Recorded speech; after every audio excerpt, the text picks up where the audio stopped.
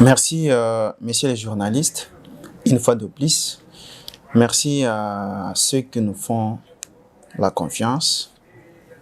Nous sommes des Congolais et nous avons droit d'émettre un point de vue sur la vie quotidienne, sur les actualités, sur les réalités qui se passent dans notre pays. Aujourd'hui, je viens avec deux faits pour confirmer tout ce que j'ai toujours reproché à l'Église catholique, qui se voit avec les droits de veto sur les décisions, sur leur point de vue pour tout Congolais. Ce qui est faux. L'Église ne représente pas la SENCO. La SENCO, c'est une organisation au sein de l'Église. Je suis catholique baptisé. L'Église catholique, l'opinion, les points de vue de certains membres de l'Église catholique, comme le cardinal qui représente l'Église, qui est aussi l'archevêque qui représente une entité, donc une province. Nous avons le secrétaire de la SENCO qui a toujours beaucoup parlé, M. Cholet, et tant d'autres. Nous avons Fulgence Mouteba qui est actuel président de la SENCO. Leur point de vue sur le plan politique ne concerne nullement l'Église catholique. Parce que l'Église catholique regorge plusieurs catégories de personnalités qui ont leur tendance et qui ont chacun leur point de vue sur la vie politique, économique et autres pour le développement de notre pays. Chaque fidèle catholique a son point de vue sur la vie actuelle de notre pays. C'est pourquoi j'ai toujours fustigé la position, les déclarations, les démarches de la SENCO en tant qu'une organisation au sein des catholiques qui veut et qui se fait voir que leur démarche influence et l'Église catholique et le peuple congolais. Non.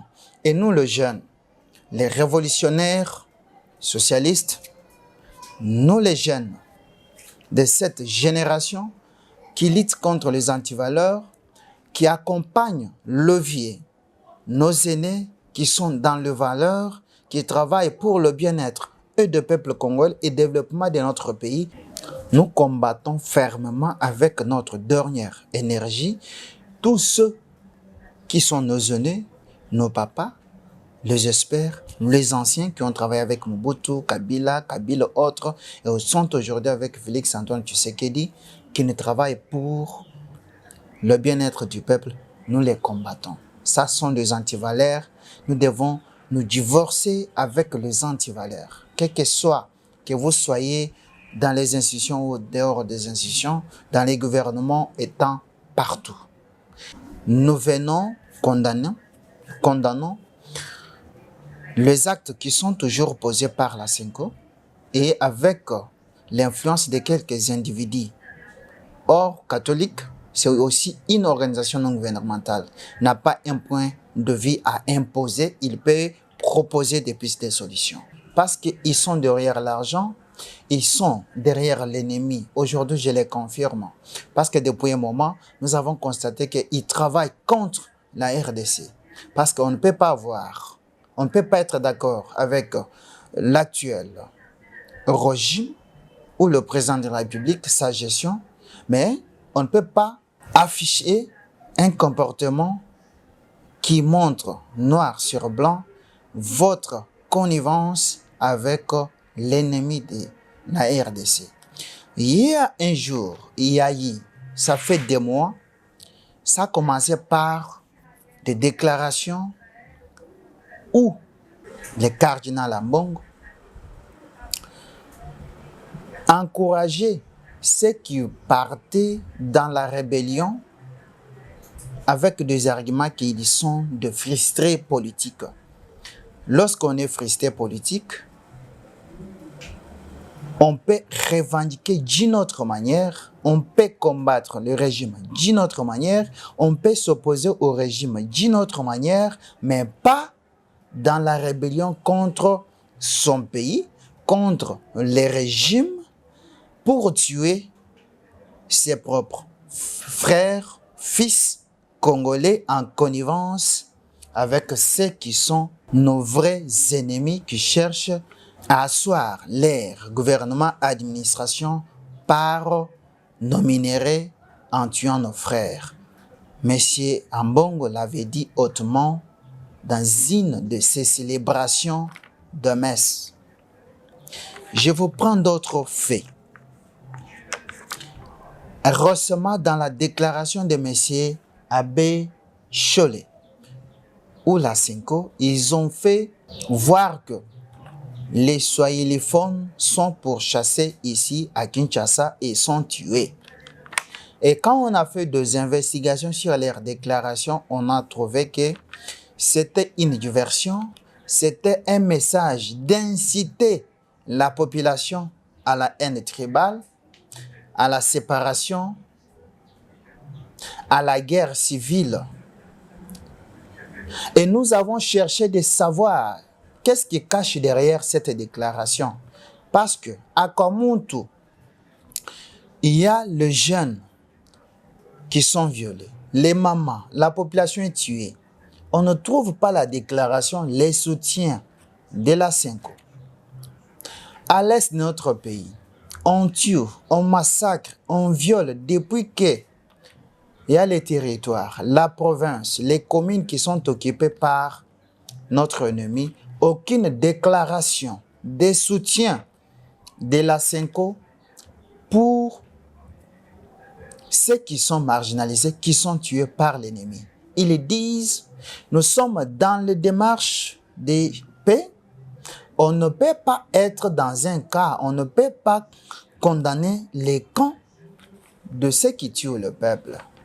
Mais ils sont prêts pour condamner à tout prix, à tout moment, tout geste, tout acte, et condamner les gouvernements en place qui fait des efforts, condamner même l'armée qui est au front, mais aucune compassion pour ceux qui sont au front, aucun message de soutien pour ceux qui sont au front. Entre vous et nous, c'est clair. La Cinco, dans toutes ses démarches, il ne cherche pas la paix, il est en train d'accompagner une vision machiavélique de notre ennemi, que nous devons décourager. Vous allez constater, récemment, il y a eu des élections de la RDC au Conseil des Nations Unies, qui doit être comme un permanent dans ces conseils. C'est une victoire diplomatique. Sur 187 membres ou le pays qui ont élu, qui devaient élire, c'est 183 qui ont élu. Mais dis-moi, écoutez ceux qui n'ont pas élu la RDC. Parmi les 4 qui n'ont pas élu la RDC, nous avons Rwanda, nous avons Kenya, nous avons Ouganda et puis nous avons Congo-Brazza. Et je vous rappelle que dans les démarches de pacte social de la Cinco, ils étaient au Rwanda, ils étaient au Congo-Brazzaville, au Kenya et à l'Ouganda. En résumé, tous ces 4 pays qui ne nous ont pas soutenus pour être élus comme membres permanents des Nations Unies, ce sont les pays dans lesquels la Cinco s'attache ou s'attachait dans ces démarches. Ils étaient financés par le même pays, ils étaient accueillis, logés, accueillis par le même pays, ils ont un cahier de charges de même pays. Mais en résumé, lorsque ces 4 pays, qui sont nos voisins, parmi les voisins, ne nous ont pas accompagnés, ils se sont affichés publiquement que ce sont nos ennemis, parce qu'ils ne veulent pas notre avancée, ils ne veulent pas la paix. Alors, comment vous, la Cinco, qui cherche la paix dans notre pays, dans vos démarches, vous êtes accompagnés par le pays qui ne nous aime pas, qui n'aime pas la paix pour la RDC. Et puis vous portez le cahier de charge. Est-ce que ce cahier de charge-là, réellement, c'est un cahier de charge de l'ennemi qui cherche notre destruction, qui cherche la mort des Congolais qui cherchent à piller nos richesses et à nous laisser par terre en connivence avec d'autres puissances occidentales. Alors, nous, les Congolais, nous devons être éveillés et surtout nous, la jeunesse congolaise, nous ne pouvons pas aimer ce régime ou pas, mais nous ne pouvons pas manquer à aimer notre pays qui est la RDC, qui est un patrimoine commun.